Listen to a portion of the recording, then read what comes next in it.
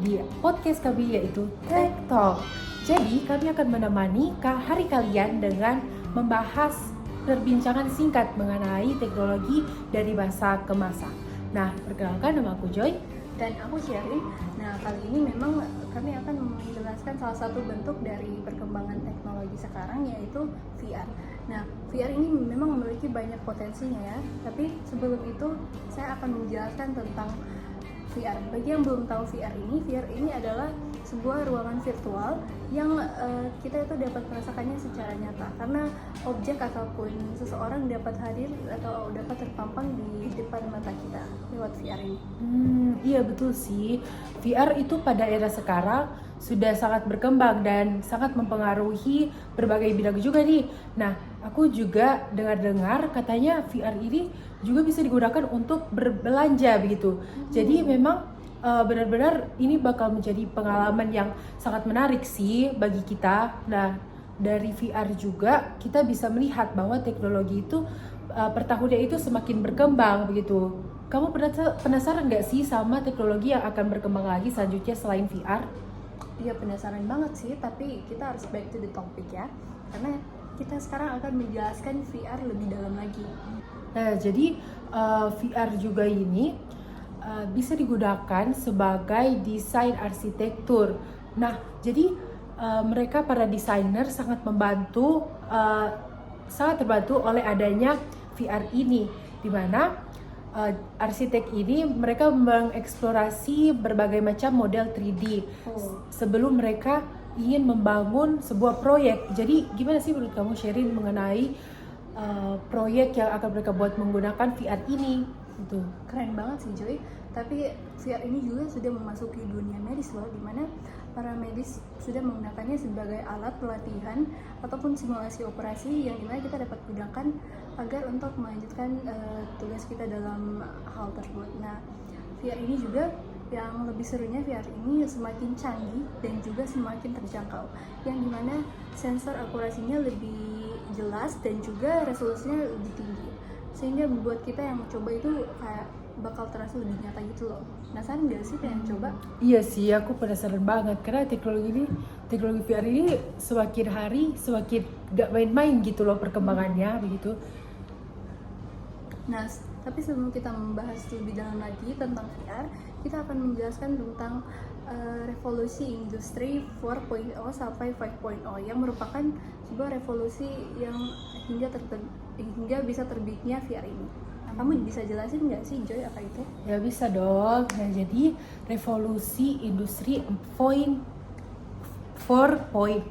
mohon maaf, yang sering kita dengar sebagai revolusi industri keempat. Nah, jadi industri 4.0 ini berfungsi pada digitalisasi dan juga otomatisasi melalui teknologi-teknologi yang canggih seperti big data, IoT, atau juga Internet of Things, kecerdasan buatan atau artificial intelligence atau AI, serta integrasi sistem di seluruh proses produksi. Nah, kita bisa bayangkan kalau misalkan di dalam industri modern ada sebuah mesin yang bisa berkomunikasi dengan mesin lainnya melalui IoT, saling memberikan data secara real time yang bisa diolah untuk meningkatkan efisiensi produksi dengan industri 4.0 ini. Nah, jadi perusahaan itu mampu membuat keputusan lebih cepat dan lebih akurat berdasarkan data yang terkumpul secara otomatis.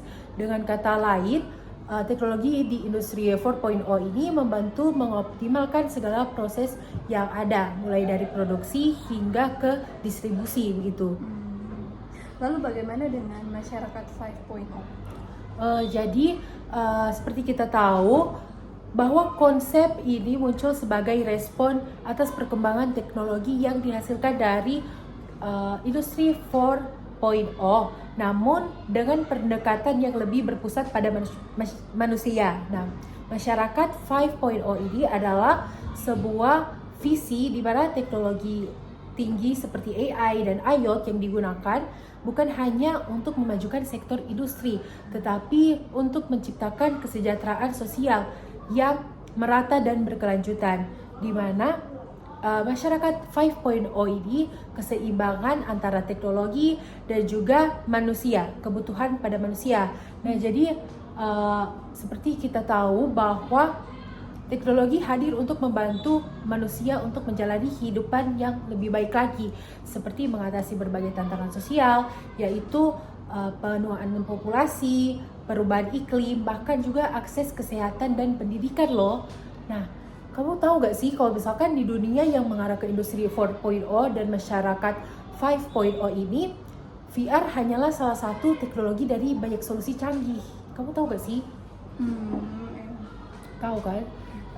Jadi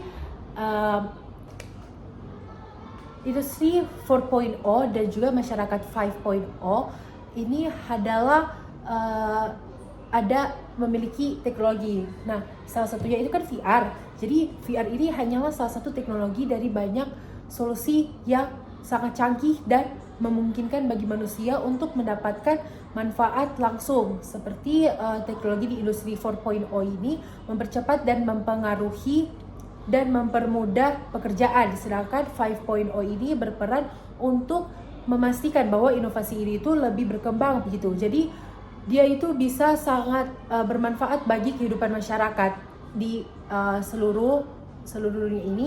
Dengan konsep ini manusia dan teknologi bisa hidup berdampingan dan juga saling mendukung untuk menciptakan dunia yang lebih baik begitu. Oh gitu ya Joy. Seperti yang tadi kamu bilang, VR ini merupakan salah satu dari bentuk perkembangan perkembangan teknologi yang dimana ini merupakan bagian kecil dari perkembangan teknologi saat ini ya. Namun begitu, VR ini memiliki potensi untuk mengubah dunia, tahu? Iya kah? Coba kamu bisa gak jelaskan dengan mengubah dunia ini, maksudnya apa sih kata dengan mengubah dunia ini begitu? Nah, maksud tentang mengubah dunia ini, VR ini memiliki potensi yang sangat besar. Salah satunya itu VR ini berpotensi untuk dalam bidang pendidikan, yang dimana para siswa dapat belajar sejarah ataupun praktik kimia dalam sebuah VR, sehingga jika sejarah itu kita dapat melihat langsung peristiwa yang terjadi sehingga dapat memahaminya lebih dalam, dan juga sebuah simulasi praktek yang dimana kita dapat mempraktekkan segala sesuatu yang dihasilkan dari VR ini ataupun audio yang dihasilkan ini. Itu sih yang aku maksud. Iya, jadi kita tahu bahwa masa depan anak-anak ini memang sudah sangat terjamin ya. Karena memang melihat dari sekarang ini teknologi memang sangat membantu bagi adanya kehidupan di pendidikan dan juga berbagai bidang lainnya. Nah, selain itu juga VR ini kalau kita lihat bahwa VR berguna dalam bidang praktik perawatan kesehatan, seperti membantu melalui ahli bedah dan melalui contoh kasus praktik yang akan membantu bagi penyakit mental ataupun penyakit kejiwaan, karena dapat menyediakan sebuah lingkungan yang terkendali gitu. Iya, yang maksud aku tuh mengubah dunia itu potensinya memang sangat besar di dalam bidang-bidang tertentu. Nah, yang paling aku suka itu dalam bidang hiburan sih. Jadi di bidang hiburan ini kita dapat mengakses game secara langsung, atau POV-nya itu bisa dari kita langsung. Nah, tapi selain itu juga dalam dunia hiburan ini VR dapat menghadirkan konser ataupun menghadirkan konser secara tidak langsung, yang dimana kita dapat merasakan konser tersebut dalam VR ini. Iya gitu sih. Ya, jadi yang udah aku bilang tadi, kalau misalkan potensi VR ini memang sangat mengubah dunia yang sangat besar.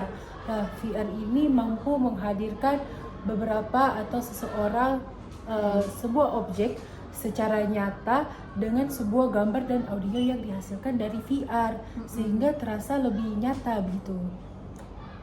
Ya, dari semua potensi yang dihasilkan ini memang dampaknya sudah kita dengar memang sangat baik sejauh ini, namun ada juga yang buruk.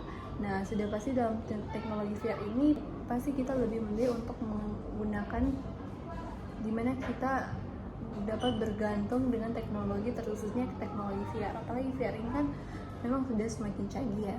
Iya sih, aku juga lebih sering mendengarkan dampak baiknya aja sih. Emang apa sih dampak buruknya aksesibilitas yang lebih luas gitu? Nah, namun dampak buruknya juga dengan VR ini kita tidak dapat membedakan dunia nyata ataupun dunia asli, yang dimana dampak ini dampak buruk ya, karena kita tidak bisa. Iya. Jadi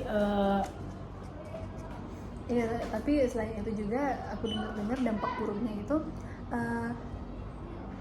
VR ini dapat mengubah pola pikir kita, di mana dengan VR ini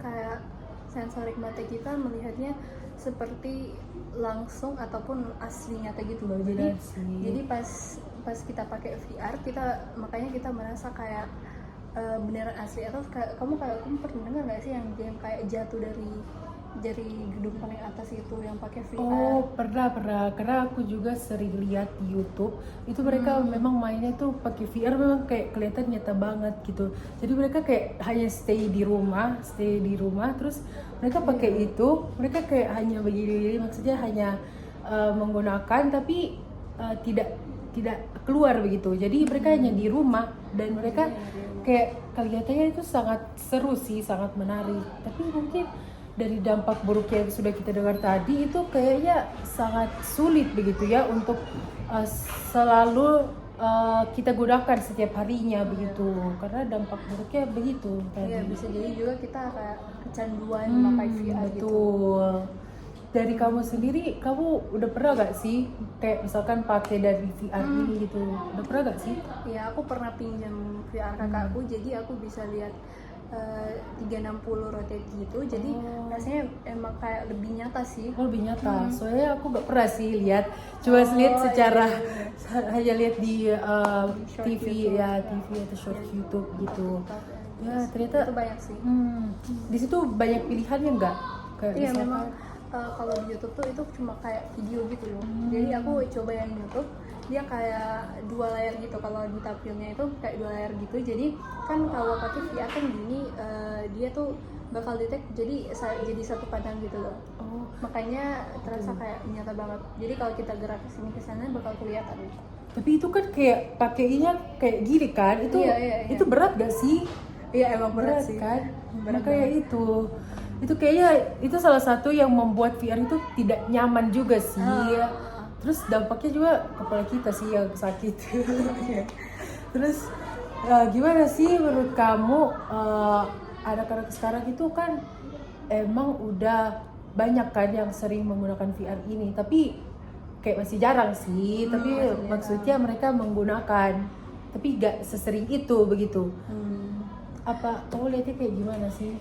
Aku lihatnya tergantung dari pemakaiannya. Jadi kalau anak-anak tuh biasanya sukanya untuk lebih cenderung ke main game ya kalau VR. Betul. Iya. Betul. Aku tahu. Tapi namun VR ini juga kalau anak-anak gunakan biasanya juga untuk pendidikan ya. Seperti aku bilang tadi, memang sangat berguna sih untuk pendidikan, karena kita bisa kayak merasakan peristiwa yang terjadi dalam sejarah secara langsung gitu. Secara with our point of view. Yes. Betul sih, tapi kan anak-anak sekarang ini memang sudah sangat malas ya untuk belajar, makanya VR ini memang sangat apa ya, sangat terpengaruh gitu, buat orang terpengaruh begitu. VR juga tuh nggak menjamin begitu loh, kalau misalkan itu bisa, maksudnya di dalamnya itu ada pendidikan, maksudnya pendidikan ada sih, tapi nggak semua anak-anak itu kayak melihat VR itu untuk belajar gitu. Iya, makanya. Jadi itu sih yang sangat-sangat buruk begitu untuk masa-masa sekarang gitu. Sayang sih sebenarnya VR itu sebenarnya bagus, tapi karena disalahgunakan untuk pemakaiannya jadi terlihat sudah tidak baik gitu. Gitu sih. Terus apa ya? Apa ya? Kita bahas tentang ini deh, AI sekarang. Oh iya, betul sih, itu sih aku juga kayak suka banget mau membahas itu dari kemarin ya, karena ya kami juga ya terbantu dengan AI. AI gitu ya. Oh. Jadi gimana nih? Mulai dari siapa? Mulai dari AI ini, kalau kita sudah dengar tadi dari Joy, AI ini salah satu bentuk perkembangan dari revolusi 4.0 ya. Ya, 4.0. Iya. Dan Dan juga oh ya, jadi 4.0 ini kan dia berkembang lagi kan ke masyarakat 5.0 yang dimana tadi seperti yang sudah didengar tadi yang aku jelaskan bahwa 5.0 ini dimana masyarakat menggunakan atau ya menggunakan teknologi untuk membantu kehidupan manusia begitu. Jadi VR ini berkembang dari situ juga. Jadi begitu. ya sih. Biasanya juga sekarang juga karena tapi AI ini memang ada pengaruh buruknya, ada pengaruh baiknya. Baiknya itu kita dapat terbantu. Namun buruknya kita sangat bergantung kepada AI. Saya kita Kecanduan. Kecanduan. Makanya kita malas berpikir terus buka AI, ketik langsung dapat jawabannya. Betul. Iya. Terus banyak sih di teman-teman kita ya, Iya. kita banyak. Teman-teman kita maupun kita. Saya mengakui ya, teman-teman. Mengakui kalau kami pernah pakai dan kami mengakui bahwa itu memang sangat membantu gitu. Tapi minusnya itu ya, teman-teman. Karena adanya AI jadi sulit berpikir gitu karena udah berkegantungan gitu ya dengan AI. Iya kan. Aku pakai AI itu karena ini sih, karena kepepet kan. Iya, betul. Jadi aku tambah-tambahin AI gitu. Sama Tapi aku sih. parafrasekan dulu. Betul. Makanya. Kalau kamu pakainya pas kapan nih? Sama sih kalau mepet. Kalau misalkan kayak ini tugasnya udah deadline-nya tuh udah deket banget ini. Aduh, harus cepat-cepat kejar gitu. Apalagi kan sekarang tugasnya sangat cepat kan. Kayak misalkan baru dikasih minggu lalu, tapi harus dikumpulkan secepatnya. Jadi kayak AI itu membantu sekali sih dalam kehidupan. Begitu sih. Iya sih. Begitu guys perbincangan kita pada sore hari ini tentang VR dan bonusnya kita ngobrol tentang AI ya. Ngobrol tentang AI ya. Iya. Nah, Kita kembali lagi di hari-hari berikutnya. Oke, sampai jumpa. sampai jumpa. Terima kasih sudah menonton. Bye-bye. Bye.